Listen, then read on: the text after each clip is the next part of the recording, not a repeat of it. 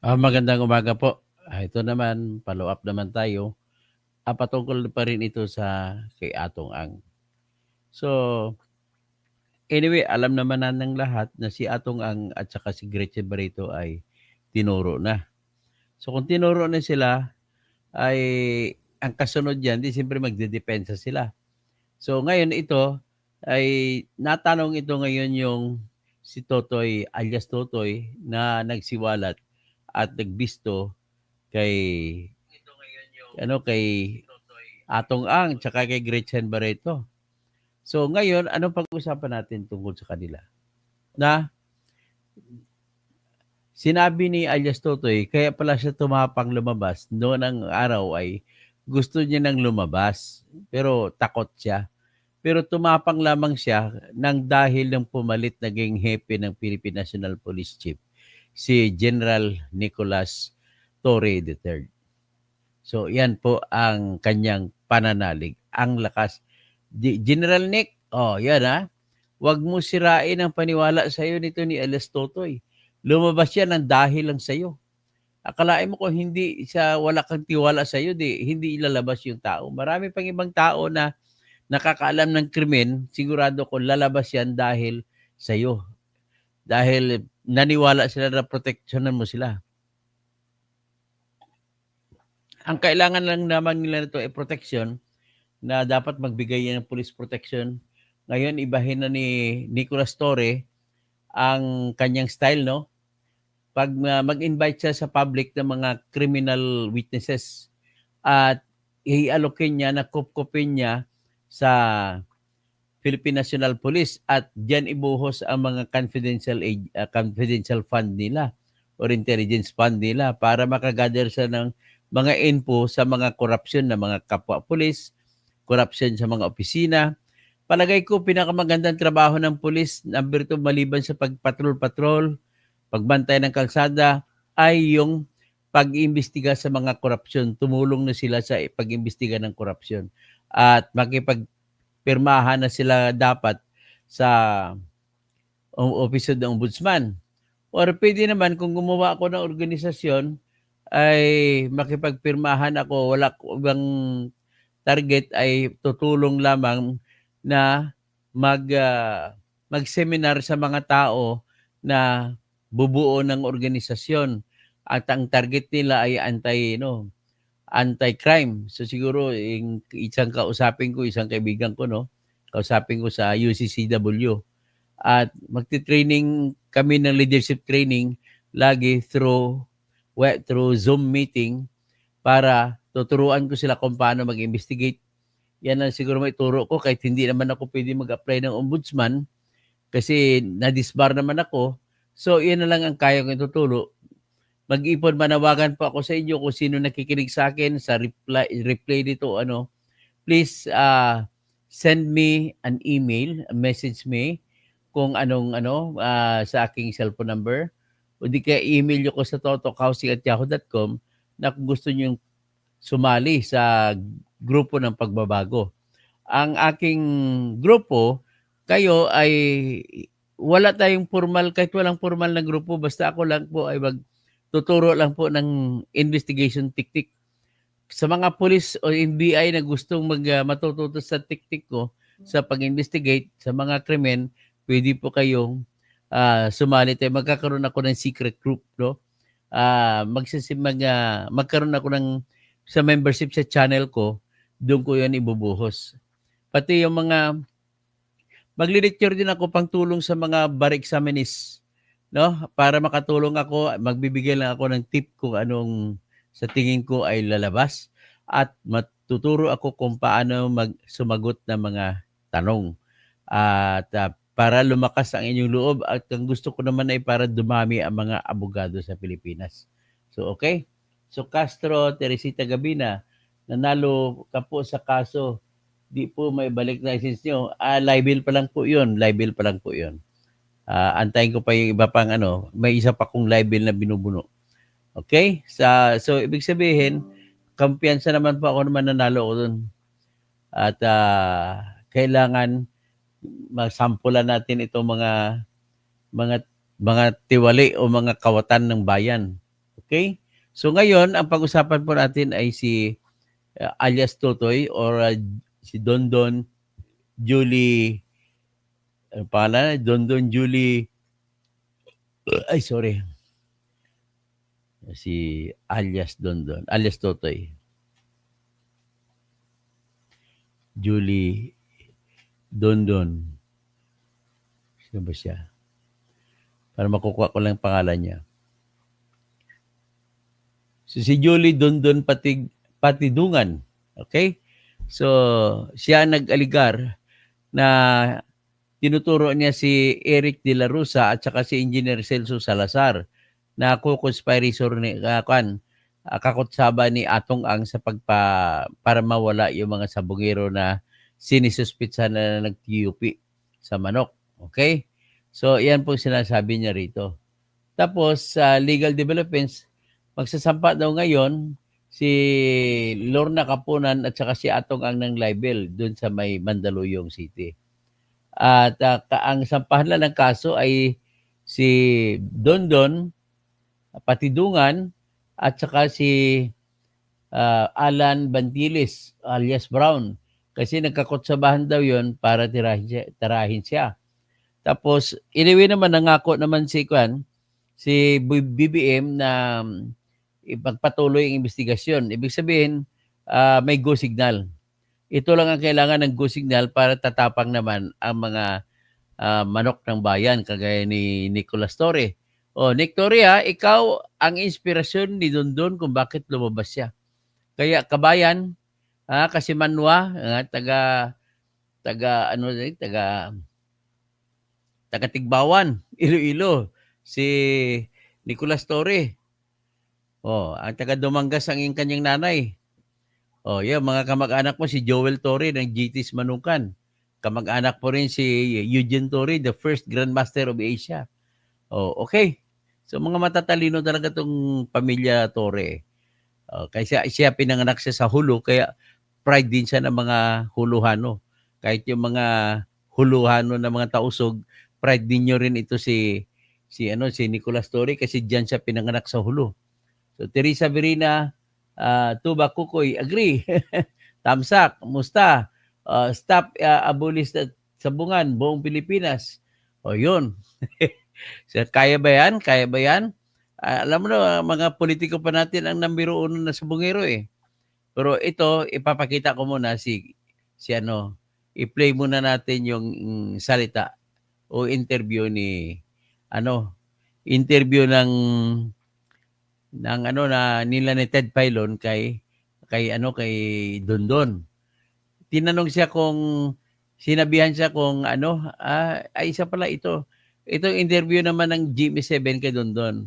Tinanong siya kung bakit siya lumabas finally at nagbigay siya ng pangalan kung sino siya. Dahil daw tiwala siya kay Nicolas Torre. So, inspirasyon niya si Nicolas Torre. So, ito po. Pakinggan natin. Okay? So, palaki natin. Okay. Ngayon, lumutang ako dahil alam ko ang pinagkatiwalaan kong tao na ang ating PNP chief na si General Torre. Yan narinig mo yun, General Torre. Lumabas siya dahil sa pinagkakatiwalaan na ating PNP chief ngayon na si General Torre. Sige, patuloy natin pakinggan. Alam kong hindi niya kaya bayaran na siya yan. Sinusubukan pa naming makuha ang panig ni Gretchen Barreto at iba pang nabanggit ni Patidongan. Ang mga ibinunyag ni Patidongan, hindi na raw ikinagulat ng pamilya ni Edgar Malacca. Alam mo yung dahil kapatidungan, yung mga umaasa pa yung pamilya na nabuhay pa, ay umiyak na rin siya. At least tatanggap na rin lang ngayon ng kanilang kamag-anak ay patay na. Para raw silang pinarusahan sa kanilang narinig. Kung nagkasalaman sana yung mga sabungero, dapat dinaan nyo sa batas, pinakulong nyo na lang sana. Dinaan nyo sa proseso. Hindi, masama ang loob namin kung ganun ang ginawa mo. Pero yung pagkidnap, pagkitil sa mga buhay ng 34 na sabungero, sobra-sobra yung ginawa mong parusa sa amin lahat. Nasaan ang konsensya mo? Wala ka bang ina? Wala Oh, ka bang anak? saan ang konsensya mo, Wala ka bang Atong? kapatid at mga asawa? Ang 76 na taong gulang na ina ni John John Lasco napaluha pero lalaban daw Si siya. John Lasco pala, ito yung dinukot sa San Pablo, Laguna. Mula sa kanyang bahay na nagkunwaring mga NBI agents. Yung dinukot siya. At dinukot siya po siya kasi sa parang manager siya ang rangko niya eh. Nagnakaw kuno siya ng isang video ng sabong. At pinaplay sa ere at kumita sa ron. Yan sinasabi. Magdusa din sila. Kawawa sila sa nanay ni kulungan. Junjun Lasco. Maranasan nila kung gaano kahirap. Yan pulong pa lang. How much more pinatay nila yung anak ko. Laban ako. Kailangan lumaban ako. Anya, matagal na Ayan nilang si alam sa Atong. pamilya na si Ang ang suspect pero takot silang unang magpangalan kay Ang. Panawagan niya kay Patidongan na huwag siyang mag-recant o bumaliktad at sana'y lumabas pa ang ibang testigo. Kasabay ng kanyang mga revelasyon, nanawagan sa Pangulo si Patidongan. Sa mahal kong presidente, BBM, sir, sana pakinggan mo naman yung mga pamilya ng namamatayan.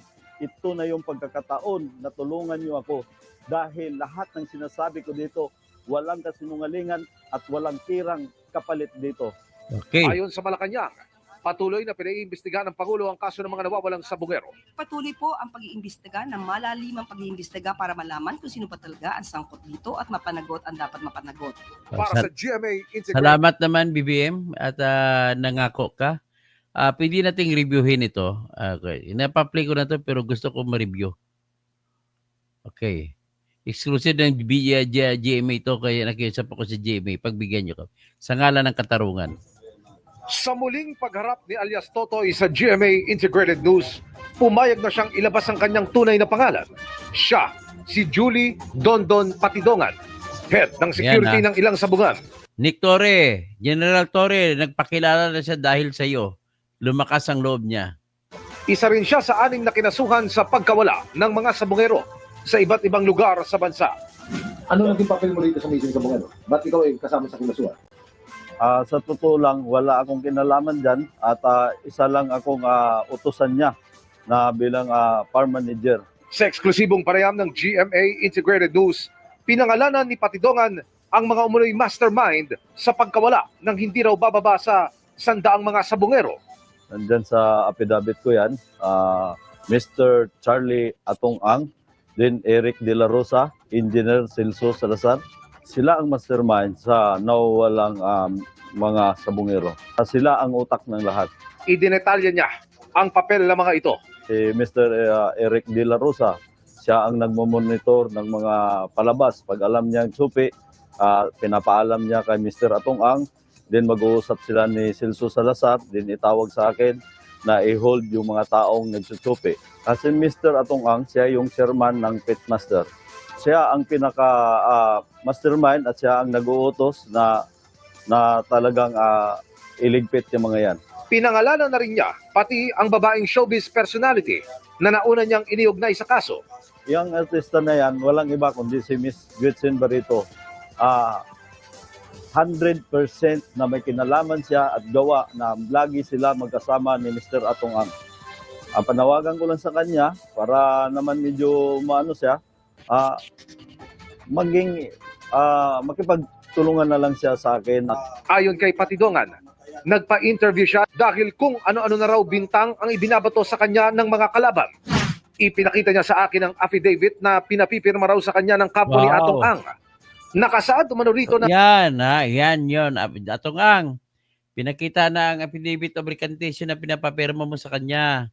At yan ay sinasabi na inalok mo siya ng 300 million. Hindi po siya nang extort, kundi ikaw nag-alok.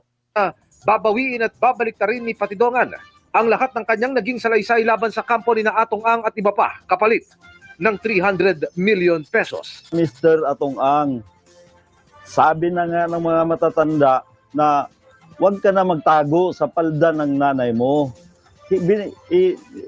binigyan mo ako ng papel na para pirmahan ko yung recantation ba yun na binigay mo sa akin kapalit ng pera. Sabi ko, hindi ko kayang tanggapin yan dahil buhay ko at buhay ng pamilya ang nakataya dito. At ano ng mga pamilya ng mga nawawalan sa Bungero. Salamat naman, Julie Patidungan, Dondon. At ikaw ay nagdesisyon na ipagpatuloy ang laban kapalit ng 300 million na nawawala sa iyo. At yan po ay mas mahigit pa sa 1 billion na puri ang makukuha mo mula sa mamamayan pag mapakulong na natin ang mga sagkot sa pagkawala. Pero sigurado ako pinatay na yon yung mga 34 ng Sabungero. At mahigit 100 pala ang binaon doon. Sa statement na pinadala ng kampo ni Atong Ang, sinabing maghahain siya ng complaint affidavit bukas laban kay Patidongan. Ihahain daw nila ito sa Office of Mandaluyong City Prosecutor. Ayon pa sa kampo ni Ang, isa si Patidongan sa nakipagsabwatan umano para magsagawa ng attempted robbery with violence and intimidation, grave threat, grave coercion, incriminating against innocent persons at slander laban kay Ang.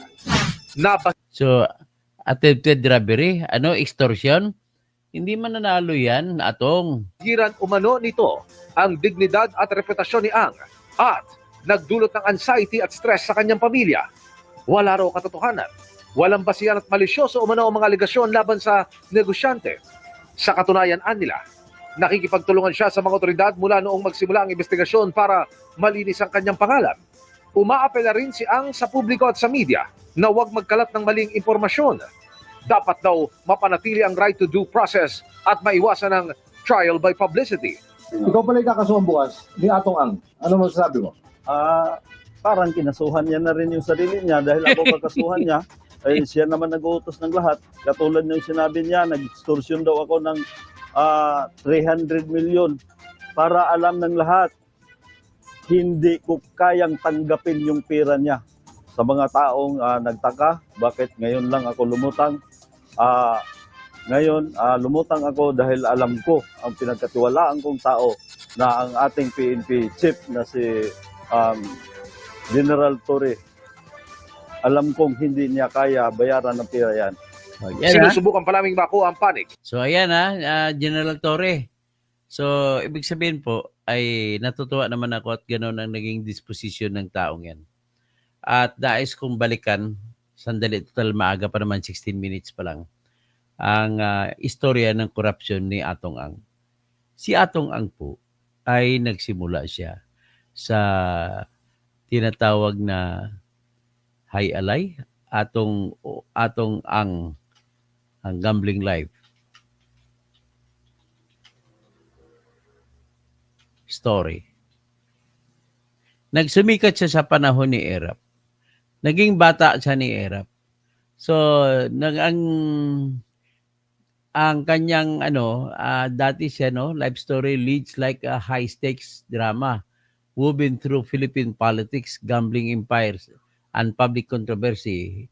Tapos siya sumikat siya nung panahon ng 2001 nang ang kanyang kapwa akusado na sa impeachment trial na na-impeach noon si President Joseph Estrada ay naling sila sa pagda-divert ng tobacco taxes, excise tax sa Ilocos Sur. So tapos dawit pa dito si Chavit Singson.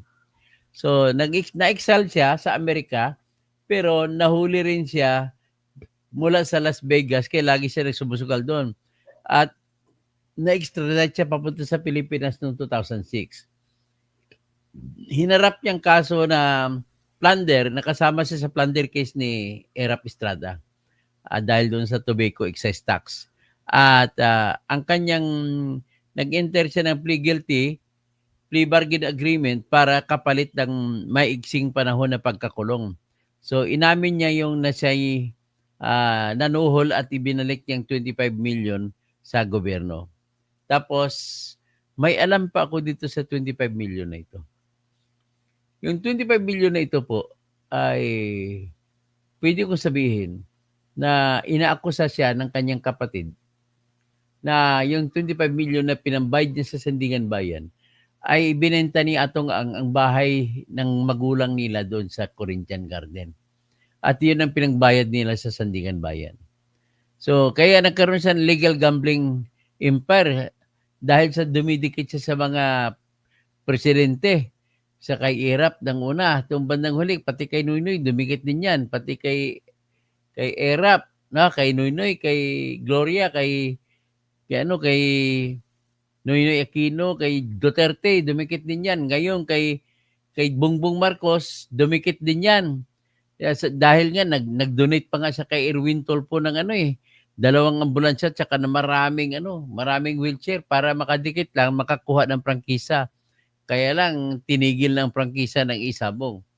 So, he's always actually operating within the bounds of the law. Yung ginagawa niya, ginagamit niya noon sa high alay niya, yung Meridian High Alay, no? Small town lottery, pasok din siya sa mga cockfighting. Pero sumikat yung online sabong nung nagkaroon ng COVID. Kasi wala nang maglalaro ng sabong sa sabungan. Ang nag-set up siya sa isang lugar kung saan siya makapagpasabong na walang tao at online ang tayaan. So, nabuo niya yung Lucky 8 na Star Quest at ito yung major platform niya sa kanyang isabong. Na ito po ang hinahawakan ng Pitmaster. At tapos siya rin ang founder ng Ultimate Fighting Cock Championship. Para ma-elevate ang cockfighting sa sport with the discipline ng sportsmanship. Kahit anong pag sportsmanship nyo, ang cockfighting ay cockfighting sugal. Ganun lang ho kasimple. Tapos, during this Strada trial, ang papel niya ay isa sa pinaka-high profile na akusado sa doon. Tapos si Sabongero disappearances recently, yun ang tiyangkan ng problema, tinuturo siya, inimbestigahan siya ni Bato de la Rosa at natapos ang investigasyon ni Bato de la Rosa ay nagrekomenda sa accident report 464 na sa NBI at saka PNP na imbestigahan pa si Atong Ang. Ang problema, hindi ginawa ng NBI at saka PNP ang kanilang trabaho na iniendorso ng Senate report. So, sa panahon pa yun na si Duterte pang presidente. Tapos nung nalipat na kay Bongbong Marcos ang pagka-presidente, hindi pa rin nila inimbestigahan. Kaya ngayon lang pumutok. Tapos ang personal life niya, si Ang ay married siya kay Iris Ang. At may anak siya doon si Elaine Yu. Na ang edad ngayon ay pinanganak pala si Atong Ang noong August 29, 1957. 67 years old na siya ngayon, pero parang bata pa rin, no? So, ibig sabihin, ganun po yung buhay ni Atong Ang. Talagang sugal at ang style niya ay nakipagkutsaba sa mga presidente. Kaya siya po ang nagbabribe para magkaroon ng mga kaya ang corruption ay hindi matitigil dahil din sa sugal. Sugal din kasi ang isa sa sugal diyan si Bong Pineda, ayun kahit i-deny niya talagang gambling lord yan. Marami pa sila diyan. Dati si Chavit Singson, gambling lord din yan dati. Ngayon na lang yan luminis eh. Pero happy birthday kay Chavit. Kailan bang birthday ni Chavit? Batiin ko lang muna si Manong Chavit kailan bang birthday ni Manong Chavit? Alam mo, kahit ganon-ganon lang yung si Manong Chavit, dati hate na hate ko siya, pero ngayon, believe na ako sa kanya dahil may parang ang laki ng pinagbabago niya. At nagparapol pa siya, 9 million ang pinaparapol niya sa birthday niya. Join kayo sa kanyang Facebook Live. Kasi mapera na talaga si Chavit. So, June 21, tapos na pala birthday niya. So, nagparapol siya noon. Sayang, hindi ako nakasali. Ito third birthday niya na. Hindi ako nakasali ng kanyang raffle. So, anyway, Raymond Dixon, 4 years ago, nang masangkot si AA sa missing sa Bungero. Ang ingay ni Grita, ngayon, tahimik na. So, kay Kumaro, good morning po, Auri Medrano, yumaman sa sugal. Teresa Verina, hi, Nyo Natuto, can they go back to pertinent issues? So ito, iyan lang muna mabanggit natin na issue sa pagnanakaw sa panahon ni Atong Ang. Lucibor Crisostomo, salute General Torre na tuluyan yang si Atong Ang na yan. Segunda Lespina, good morning, Dr. Toto. Luisito Crisostomo, we want justice. Francisco Reyes, Toto Golem, buenos dias. Buenos dias también. Elijah Junior Socorro, Teresa Verina, Elijah Junior Socorro, Tamsak, Mary Ann Limos Vlogs, thank you. Mary Ann, i-vlog mo rin ito. Toba Kokoy, Stop Abulis Tabungan, buong Pilipinas. Tama po, dapat wala na sabong-sabong. Chicago, the Stuffy. Kate LK Toto, si Kapunan, baka pwede niyong banatan, galit kay Sara ngayon na naman kakampi ni Atong pera-pera. Wala kang kredibilidad may attorney Kapunan, wala kang kredibilidad para maging abogado na titira kay Sara. Engineer Alexander Muhammad, magandang umaga, best friend, my brother, and my roommate. Ilang taon kami nagsama nito, sa isang kwarto lamang nabuo ang aming mga pangarap. Tapos, sino pa? Si kay Kumaro. So, Ari Medrano, Chicago the Stuffy. Hanggang dyan lang muna tayo ngayon. Ha? Atong Ang, be prepared. Ikaw ngayon ang kakaso. Tingnan mo. Babalik po sa iyo yan. Bakit po? Simple lang yan, Engineer Alex, kung bakit babalik kay Atong ang kanyang kaso laban kay alias Tutoy. Ganito po yan. Pag kumasok ka, ikaw ang may obligasyon magpapatunay. Kasuhan mo siya ng extortion. Paano patunayan na nag-extort sa sayo?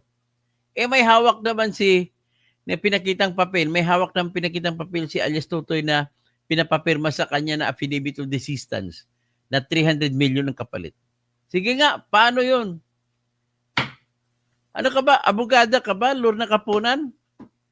Dapat hindi ganoon ang taktika nyo. Kung talagang malinis ka, Mr. Atong Ang, dapat puntahan mo ang lahat ng pamilya ng namatay. Kausapin mo sila, humingi ka ng tawad kung ikaw man ang tinutukoy ng sinuspitsa nila, at bigyan mo sila ng tag 10 million na lang kada isa. Sa tingin ko, tatahimik na yan. Kung gano'n ang diskarte nyo, at least naparusahan ka sa patungkol sa pera lang. Yan ang tinatawag diyan, blood money. Pwede naman yan sa Islam, acceptable naman ang blood justice sa pamamagitan ng pera. Ngayon, hindi nyo masisisi ang nagtanong, hindi kayo pwede magtanong na bakit ngayon lang lumabas si alias Totoy. Tingnan nyo, paano siya lalabas sa panahon panahon ni Duterte. Hindi siya makalabas doon kasi ang kaisip niya ay kakampi ni Duterte si Atong Ang. Hindi po. Tinitira nga ni Bato eh. Kasi karibal ni Atong Ang sa negosyo na sabong si General Camilo Kaskulan. Classmate ni Bato si Camilo Kaskulan. Tapos andun pa si karibal mo pa rin si A.R. Teves. So, ibig sabihin, sa panahon na yun po, at hindi rin pwede lumabas si alias Totoy. Bakit? Kasi security guard mo siya na personal. Hindi siya makalabas. Kaya nangyari, dahil sa lahat ng utos mo sinunod niya, ayun, dadamay siya sa kinasuhan na 6. Isa siya sa kinasuhan. Ngayon, nagbigay ka pa ng abogado para kay alias Totoy. Nakalaya sila sa pamamagitan ng piyansa kasi ang judge na nagdesisyon na pinayagan magpiyansa ng tag 3 million bawat isa ay corrupt. Kung sino man kang judge, hindi ko kayo kilala. Pero corrupt ka. Sasabihin ko na ngayon, corrupt ka. Bakit ko nasabi corrupt? Bakit mo pinayagan na makapagpiyansa? Ngayon, tahasang sinabi ng Court of Appeals na walang karapatan magpensa tapos pinayagan mo magpensa. Corrupt ka. Alamin ko kung sino pangalan mo at kakasuhan kita. Hindi ko lang kita kilala eh. O Astra Kausing, magandang morning. Si Pastor Rodi Rabi, magandang morning. O yan ito lang, hanggang dito lang muna tayo. At least pasalamat ako sa kababayan namin sa Mindanao na pinanganak sa Hulo na si General Nicolas Torre III. Okay? Hanggang dyan na muna. Batang graduate ng Coronadal National Comprehensive High School ito. Graduate din siya sa elementary sa Notre Dame of Marble Boys. Okay, yan po si General Nicolas Torre. Anak siya ng Philippine Constabulary Sergeant. Okay, hanggang dyan lamang at magandang umaga po sa inyong lahat.